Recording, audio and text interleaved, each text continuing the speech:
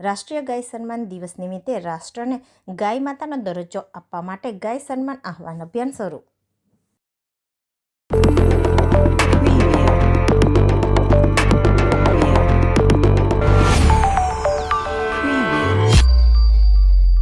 કેન્દ્રશાસિત પ્રદેશ દીવના ઘોઘલા કમલેશ્વર મંદિરના પ્રાંગણમાં ગાય સન્માન આહવાન અભિયાનની રાજ્યસ્તરીય બેઠક યોજાઈ હતી.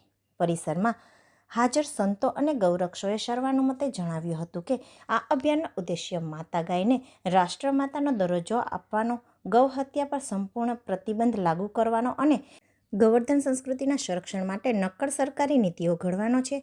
સંતોએ સરકારને ગૌ રક્ષા માટે કેન્દ્રીય કાયદો ઘડવા, ગૌ હત્યા અને ગૌ તસ્કરોમાં સામેલ લોકોને આજીવન કેદની સજાની જોગવાઈ કરવા અને જપ્ત કરાયેલા વાહનોને ગૌશાળાઓ માટે ફરીથી ઉપયોગમાં લેવા વિનંતી કરી હતી. તેમને ગાયના છાણ અને ગૌમૂત્ર પર આધારિત સંશોધન યુનિવર્સિટીઓની સ્થાપના કરવી, આયુર્વેદિક હોસ્પિટલમાં પંચગવ્ય દવાઓનું મફત વિતરણની માંગ કરી હતી.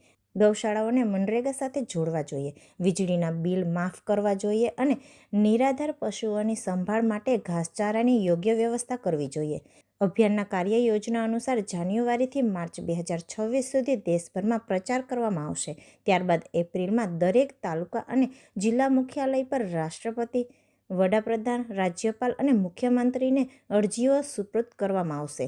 જો ઇચ્છિત પ્રતિસાદ નહીં મળે તો આ પ્રક્રિયા જુલાઈ અને ઓક્ટોબર 2026માં તબક્કાવાર રીતે પુનરાવર્તન કરવામાં આવશે. ત્યારબાદ 27 ફેબ્રુઆરી 2027ના રોજ દેશભરમાં 800 જિલ્લાઓ અને 5000 તાલુકાઓમાંથી સંતો અને ગાય ભક્તો રાષ્ટ્રીય રાજધાની દિલ્હીમાં ભેગા થશે અને શાંતિપૂર્ણ સંકીર્તન દ્વારા કેન્દ્ર સરકારને ગૌ સેવા, ગૌ રક્ષા અને ગૌ સન્માન માટે અપીલ કરશે. આ સંકીર્તન 15 ઓગસ્ટ 2027 સુધી 6 મહિના સુધી ચાલુ રહેશે. આ સંદેશ ફક્ત મંત્રોચ્ચાર, પ્રાર્થના અને જનજાગૃતિ દ્વારા પહોંચાડવામાં આવશે. આ અભિયાનનું પ્રતીક નંદી મહારાજ અને માતા ગાયનું ચિત્ર હશે. આયોજન સમિતિએ દેશભરના તમામ ગાય પ્રેમીઓને આ પવિત્ર અને નિસ્વાર્થ ચળવળમાં જોડાવા અપીલ કરી છે. દીવ ખાતે યોજાયેલ આ કાર્યક્રમમાં આયોજક શ્રી મયુરભાઈ, કિશોરભાઈ કાપડિયા, વૈદિક ચેરિટેબલ ટ્રસ્ટના ચેરમેન શ્રી કિરીટભાઈ વાજા, પ્રિયંકભાઈ લાલજી તથા ભવ્યેશભાઈ અને વિશ્વ હિન્દુ પરિષદના પ્રમુખ ભરતભાઈ હાજર રહ્યા હતા. આ કાર્યક્રમમાં ગાયત્રી પરિવાર તથા દીવના અગ્રણી નાગરિકો, મહાનુભાવો વગેરે ઉપસ્થિત રહ્યા હતા.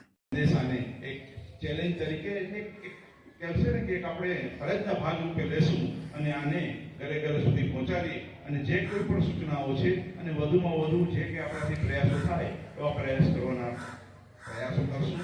અને એક નાનો એવો સંકલ્પ આજે અહીંથી જતા પહેલા આપણે એક સંકલ્પ લઈને જશું કે આપણે દરેક વ્યક્તિઓએ ઓછામાં ઓછા 5 ઘરે આ સંદેશો પહોંચાડવાનો દરેક ભાઈ બહેનોએ સંકલ્પ લેશો એવી મને આશા છે અને મને પૂર્ણ વિશ્વાસ છે કે આ કાર્યની અંદર આપણે આ દીવ જિલ્લો આખો કવર કરીશું. આગામી દિવસોની અંદર જે કાર્યક્રમો આવશે ત્યાંથી એ કાર્યક્રમોને લઈ અને માત્ર ઘોઘલા નહીં, દીવ નહીં, પરંતુ વણાકબારાથી લઈ અને આખા જિલ્લા સુધીનો આપણો આ કાર્યક્રમોને પ્રસારના માધ્યમથી આપણે એમને પહોંચાડવાનો પ્રયત્ન કરશું. આપ સૌ અહીંયા ઉપસ્થિત રહ્યા એ બદલ આપ સૌનો ખૂબ ખૂબ આભાર.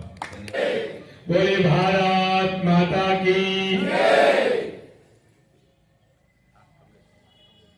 બોલે કમલેશ્વર મહાદેવ કી જય. બોલે કરણી માત કી જય.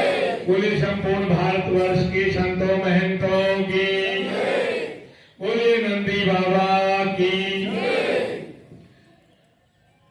आप सब लोग कमलेश्वर महादेव मंदिर के प्रांगण में बैठे हैं और यहाँ आपने देखा होगा कि एक नंदी महाराज भी महादेव के सामने विराजमान है छोटे से, सबने देखा होगा.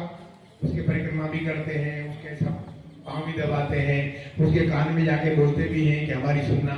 और इधर बाहर जो असली वाला नंदी है वो घर के आगे आता है तो किसी के हाथ में डंडा, किसी के हाथ में पानी का गिलास ऐसा डालते हैं कि गोबर नहीं करते आगे जा. ऐसा होता है ना. आप लोग तो सब गौ सेवक हैं, धर्म प्रेमी है, लेकिन आप देखते होंगे आपका पड़ोसी करता होगा, आप नहीं करते तो. और कोई मेरे जैसा कोई छुपे यहाँ भी ऐसा बैठा होगा जो ऐसा ही चाहता है गोबर नहीं करे कौन उठाएगा.